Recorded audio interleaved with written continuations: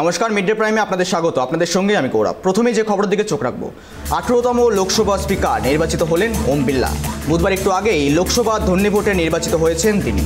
BJP তথা NDA আগের Lok Sabha speaker ওম বিড়লাকে দ্বিতীয়বারের জন্য বেছে নেওয়া হয়েছে। অন্যদিকে কংগ্রেস সহ ইন্ডিয়া জোটের তরফে প্রার্থী ছিলেন প্রবীণ সাংসদ কে সুরেশ। তিনি কংগ্রেসের এমপি এবং লক্ষণীয় হলো স্বাধীনতার পর এই প্রথম নয়। এর আগেও স্পিকার নির্বাচন লড়াই হলেও বিরোধীরা শেষ পর্যন্ত ডিভিশন বা ভোটাভুটি চায়নি, আর ধ্বনি ভোটে নির্বাচিত হলো ওম বিড়লা। ডেপুটি স্পিকার পদ বিরোধীদের না দেওয়ায় ইন্ডি জোট স্পিকার পদে লড়াইয়ের সিদ্ধান্ত নিয়েছিল। যদিও কংগ্রেস এককভাবে কে সুরেশকে প্রার্থী ঘোষণা করায় তৃণমূল সহ ইন্ডি জোটের একাধিক শরিক ক্ষোভ প্রকাশ করেছে। শেষ পর্যন্ত সব জোট শরিকই সুরেশের মনোনয়ন মেনে নিয়েছিলেন। তবে বিরোধীরা স্পিকার নির্বাচনে লড়াই করলেও ভোটাভুটি চায়নি।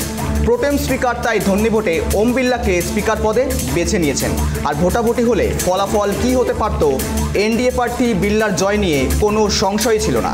এনডিএর মোট সদস্য সংখ্যা 293 জন। বুধবার সকালে অন্ধ্রপ্রদেশের ওয়াইএসআর কংগ্রেসে ঘোষণা করে তাদের 4 জন সাংসদ এনডিএ প্রার্থী ওম বিড়লাকে সমর্থন করবে। ফলে ভোটাভুটি হলে বিড়লা 297টি ভোট পেতেন। অন্যদিকে ইন্ডি জোটের হাতে থাকা 236-এর থেকে বেশি ভোটে পাওয়ার সম্ভাবনা ছিল কে সুরেশেরও। একাধিক ছোট দল ও নির্দলেরা সুরেশকে সমর্থনের আভাস দিয়েছিল, কিন্তু সমাজবাদী পার্টি সহ ইন্ডি জোটে একাধিক শরিক ভোটাভুটি চায়নি।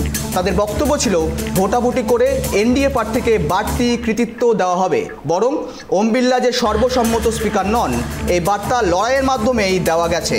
স্পিকার নির্বাচনে সুরেশের হার নিয়েও কোনো মহলেই সংশয় ছিল না, কিন্তু ইন্ডি জোটের নেতারা বারে বারেই বলেছেন বিজেপি, বিশেষ করে নরেন্দ্র মোদীকে তারা বার্তা দিতে চেয়েছেন অষ্টাদশ লোকসভায় সরকার ইচ্ছে মতো চালাতে পারবে না, আর বিরোধীদের মতামতকে গুরুত্ব দিতে হবে।